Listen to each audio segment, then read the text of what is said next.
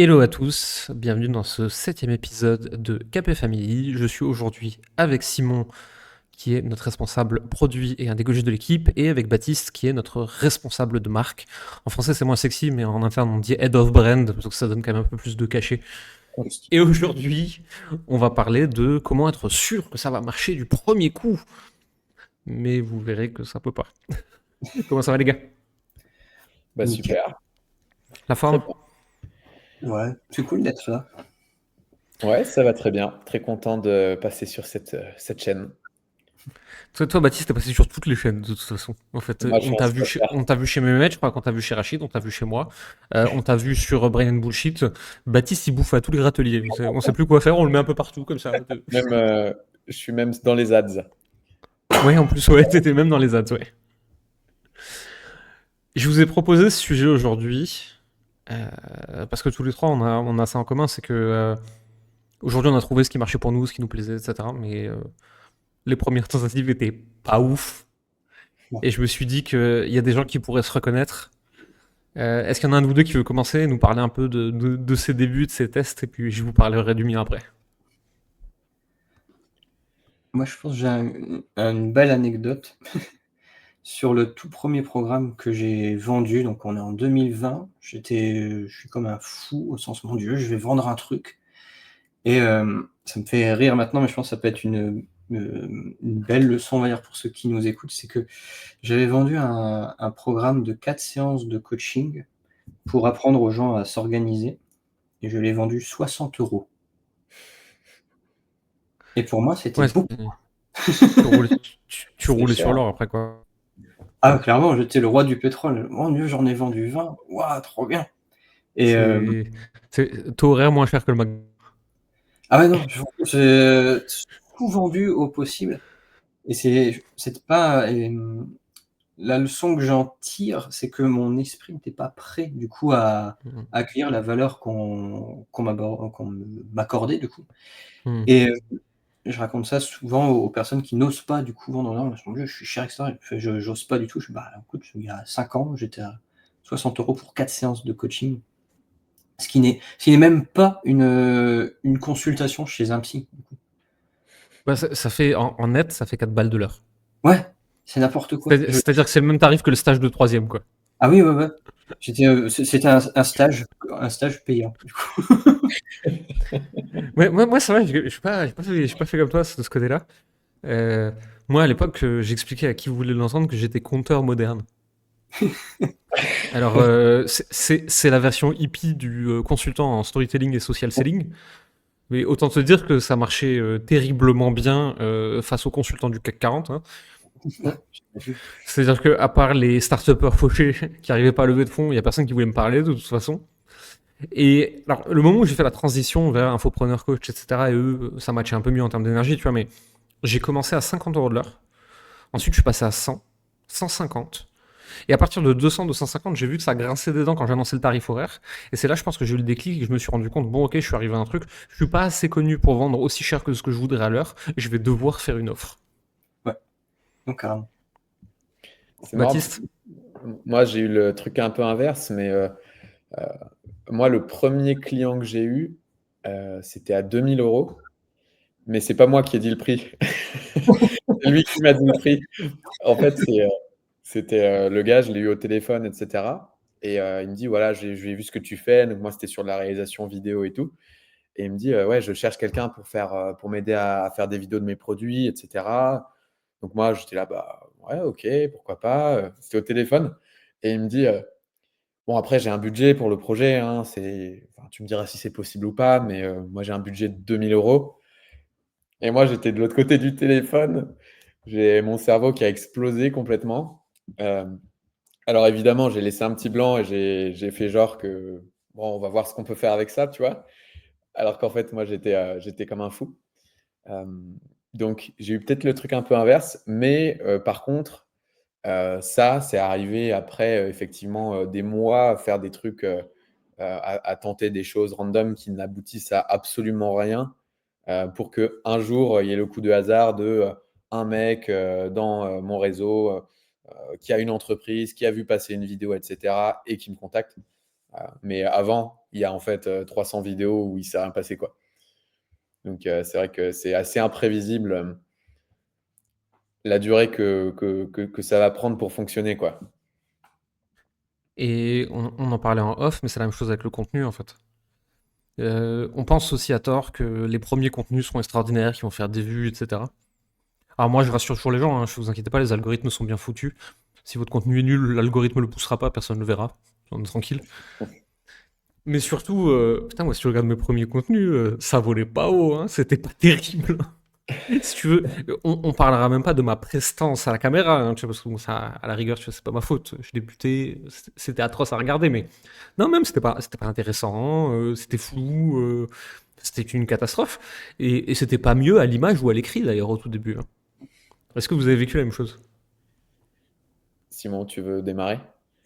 Ouais, mais alors je dis pas que c'est que mes premiers contenus étaient parfaits, mais j'ai toujours eu, on va dire, la facilité de créer du contenu, de raconter des histoires quand j'étais quand je devais avoir 5 ans. Mon frère et ma sœur ils me donnaient un sujet et je parlais pendant 1 heure d'un truc comme ça. J'ai raconté Moïse sur le mont Sinaï à 6 ans. N'importe quoi mais C'est pour ça qu'il a fini prof de philo.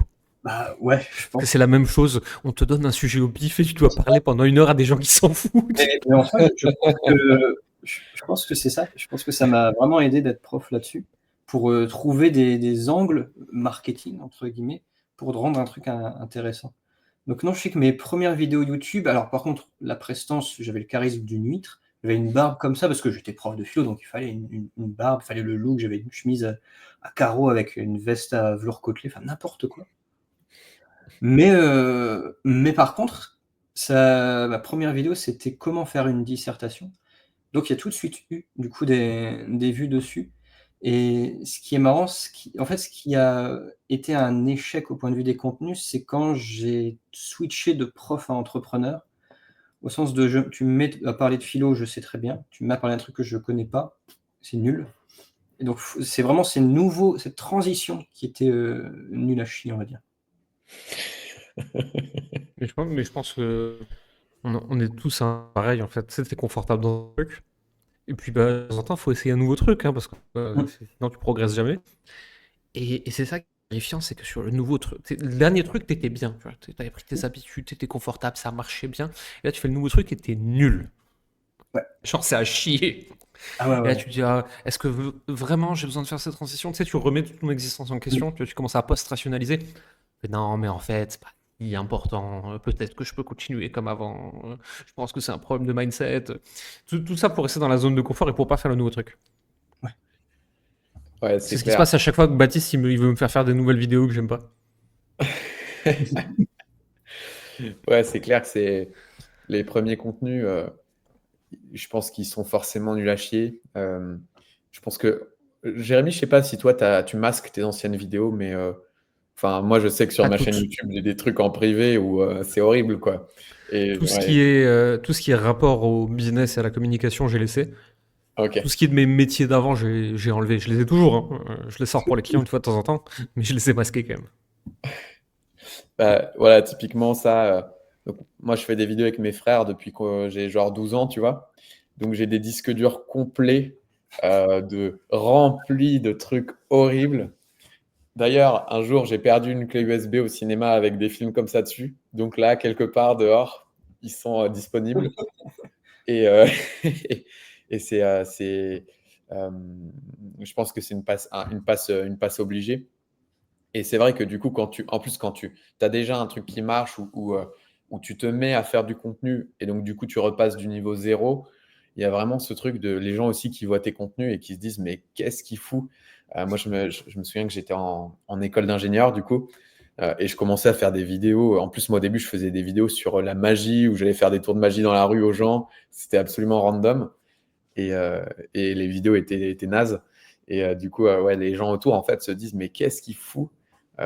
Et toi-même, tu postes ta vidéo, elle fait 50 vues, tu te dis, mais je suis en école d'ingénieur là, et là, j'ai passé l'après-midi à faire une vidéo qui a fait 50 vues où je fais des tours de magie dans la rue. Genre, c'est quoi?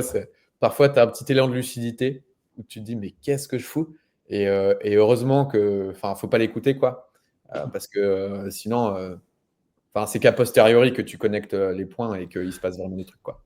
J'ai des, j'ai des vidéos que je faisais il y a longtemps. Elles sont cachées. Je crois qu'elles sont cachées. J'espère qu'elles sont cachées. Il y en a une où j'avais fait comment construire un discours intéressant, etc. Et tous les commentaires, c'était tu bouges beaucoup trop les mains, c'est insupportable. Du coup, la vidéo d'après, je les ai attachées dans mon dos. J'avais un running gag aussi avec le Kiri. Donc, si tu veux, la moitié des ouvertures de vidéos, c'était moi assis dans mon frigo avec du Kiri. J'ai vraiment fait des trucs que je suis pas sûr que j'assume tout à fait. Je suis pas, tu vois, si tu veux, quand ils me voyaient arriver avec mon Kiri de compteur moderne, là, je peux comprendre que ça n'avait pas marché du premier coup, quoi. Ouais, non, mais il y a des. Il faut passer par là. Et puis, ça te permet. En fait, je me dis que plus le début est bas, plus la réussite sera épique. Parce que tu pourras dire, regardez d'où je pars. J'espère. Ouais. Non, mais par contre, ça t'apprend un truc important, tu vois, c'est que au pire, quoi. Ouais. Moi, j'ai franchement fait des trucs ridicules, tu vois. Genre, et alors là, c'est les ridicules drôles, tu vois. Mais il y a les ridicules que je regrette aussi, tu vois. Ou à vouloir absolument polariser, j'avais un message qui était condescendant, agressif, complètement ridicule, tu vois. Et aujourd'hui, quand je regarde ça, j'ai même pas de compassion pour le Jérémy de cette époque-là. Je fais, putain, t'étais vraiment trop con, quoi. Et rien. Tu vois, au pire, il y a des gens qui m'ont gueulé, 3 jours après, ça avait oublié. Une semaine après, l'entièreté d'Internet avait oublié. Un mois après, même moi, j'avais oublié. Et j'ai continué, tu vois. Ouais, rien n'est indélébile. Enfin, Sauf truc grave. Tu vois, sauf ouais, truc ouais, légal ou ouais, ouais, ouais. assimilé à légal, tu vois. Euh, quand t'as une affaire juridique très, très, très sérieuse qui tombe sur la place. Non, là, c'est pas Ouais, indélébile, tu vois. Mais de fou. toute bêtise que tu dirais, encore une Mm. fois, sauf légal, tu vois, est complètement effacée au bout d'une semaine, quoi. Et c'est Bah, vrai qu'on a aussi je sais pas, c'est le spotlight effect. T'as l'impression que tout le monde est focalisé sur toi, Hmm. mais la réalité, c'est que tout le monde s'en tape. clairement. Ils ont juste vu ton post passer pendant qu'ils étaient sur leur chiotte et ils s'en De ouf. foutent, quoi. De ouf.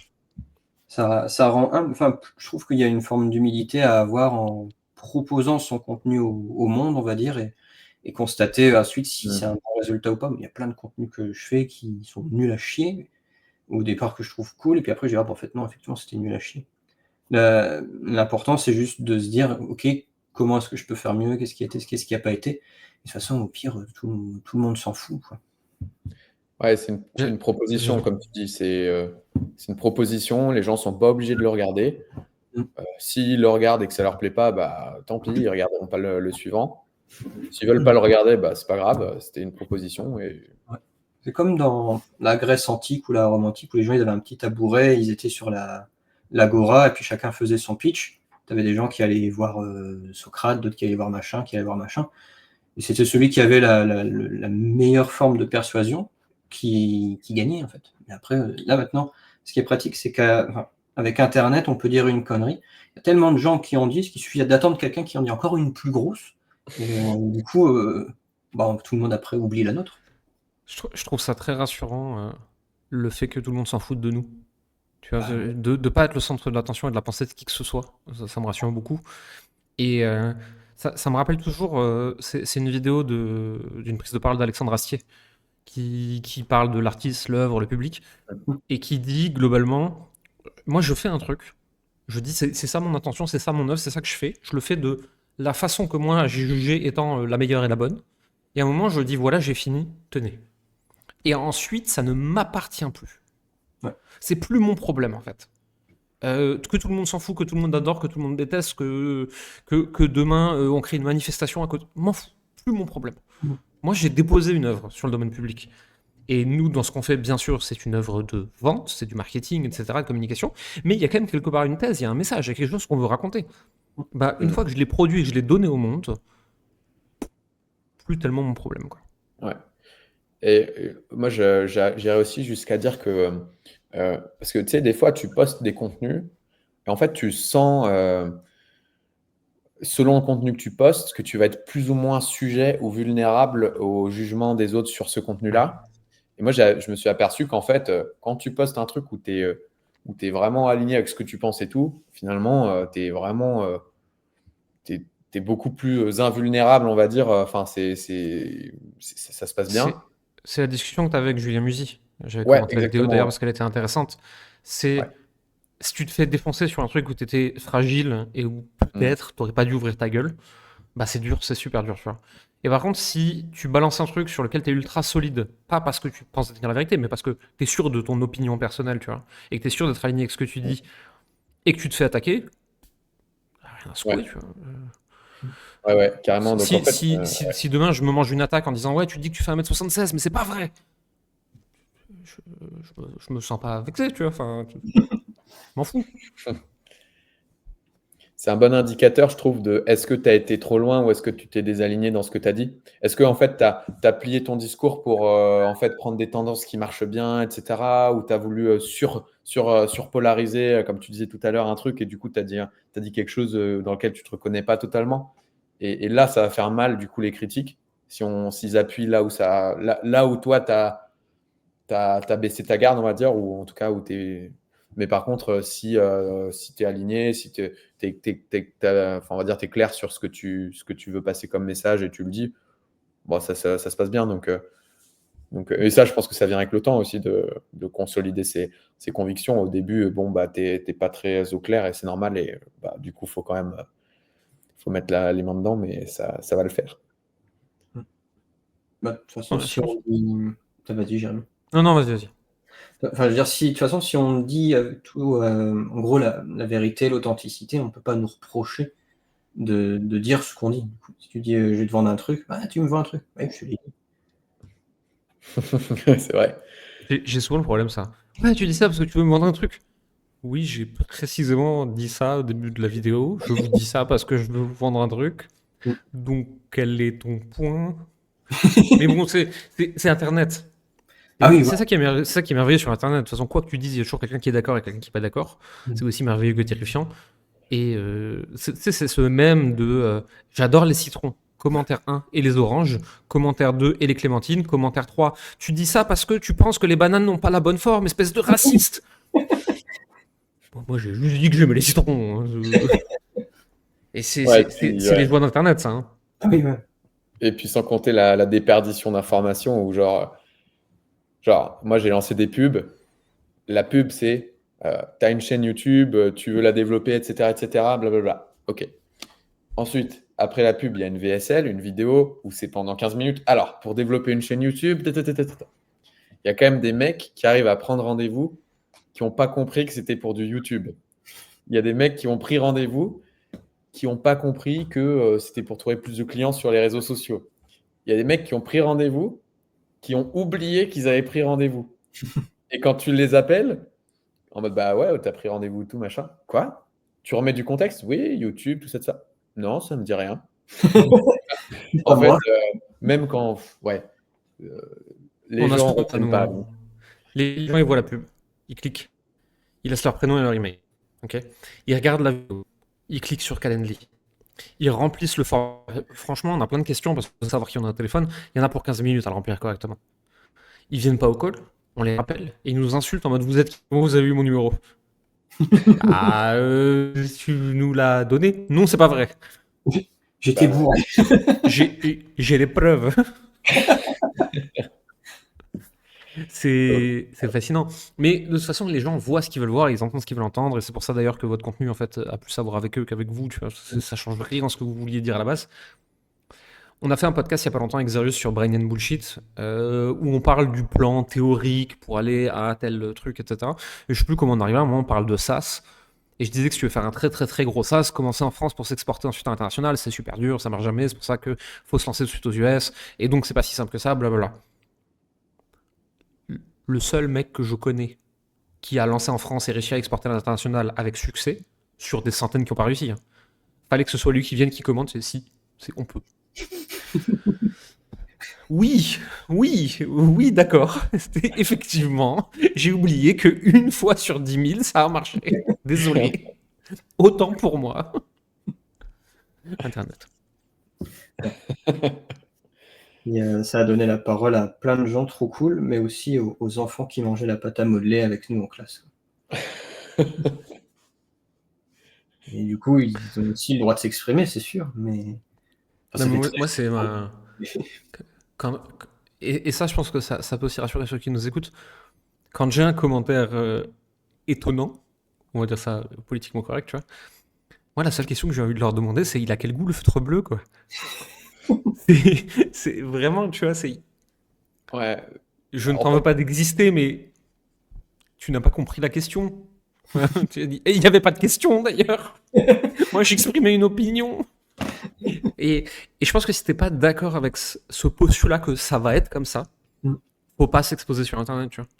Parce que Mm. ça va être comme ça. Et plus t'es ouais, visible, plus ça va être comme ça. ouais, c'est peut-être ça la nuance. C'est que tu peux avoir une audience qui est un petit club privé intimiste de gens sélectionnés, etc. Petite, mais où là, on est entre nous, quoi. Ou alors, si tu pars après, tu commences à parler de tout, bah là, il y aura de tout. Et je pense que si tu vas à la station de métro de Châtelet, tu te poses là 1 heure, tu regardes les gens qui passent, tu vas voir qu'il y a pas mal de gens tarés qui vont passer. Bah, si tes vidéos font des vues, il y aura eux aussi. C'est Tim Ferriss qui avait développé ça avec ce qu'il appelait Small Town Theory. En disant, quand tu es dans une petite ville de 100 personnes, bah, probablement qu'il y en a 99 à qui tu t'entends bien. Et il y en a un qui est un peu chelou, mais c'est pas grave, il a une maison en bordure de village, en fait, tu le croises jamais. Et en fait, d'un coup, ta ville, ton audience, c'est New York. Et New York, avec son lot de fous, de gens pas d'accord avec toi, de gens dangereux, de gens tristes, de gens qui ont passé une mauvaise journée, de gens qui crient plus fort que toi, et de gens qui ont goûté le feutre bleu. Et c'est aussi pour ça que moi je suis autant en faveur d'une petite audience qualifiée pour développer une activité, parce que t'as pas les mauvais côtés de l'audience, mais t'en as les bons côtés.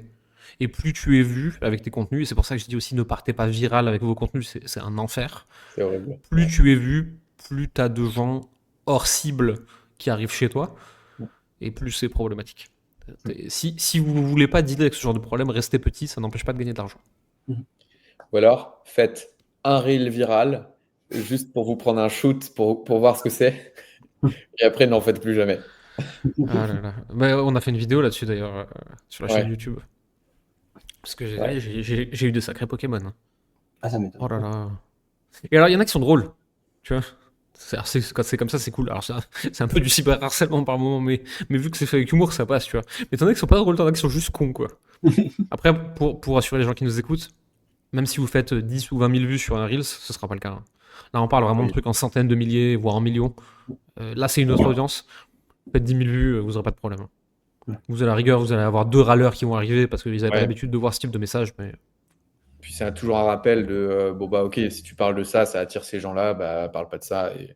Enfin, c'est un bon rappel à l'ordre aussi, parce que souvent, ils arrivent pas là par hasard, tu vois. C'est que t'as. c'est la Pardon. vidéo qu'on a faite, tu sais, sur l'argent. Ouais, On explique bien dans la vidéo, on n'est pas conseiller financier, on n'a pas donné des conseils, on peut que partager des opinions et dire un peu ce que nous on a vu. Un mec qui a commenté, c'est la première fois que je vois une vidéo avec aussi peu de conseils. bah oui. Ah oui, j'ai vu ce commentaire. Ouais. Oui, mais parce que j'ai pas le droit légalement de donner de conseils en investissement en fait. Et si j'en avais donné, tu serais pas content parce que j'ai pas le droit de les donner. Et en plus, j'en aurais sûrement donné des mauvais, c'est encore pire. C'est Internet. Ouais.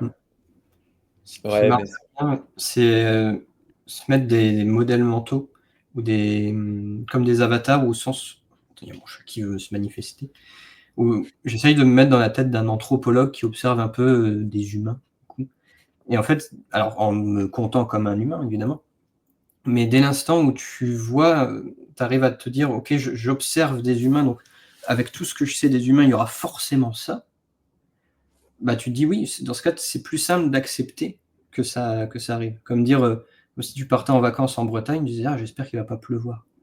Si tu te dis, bah non, je vais en Bretagne, il y aura du beurre, il y aura du cidre, bon, c'est très, très cliché. Le tacle à la gorge pour les Bretons, quoi.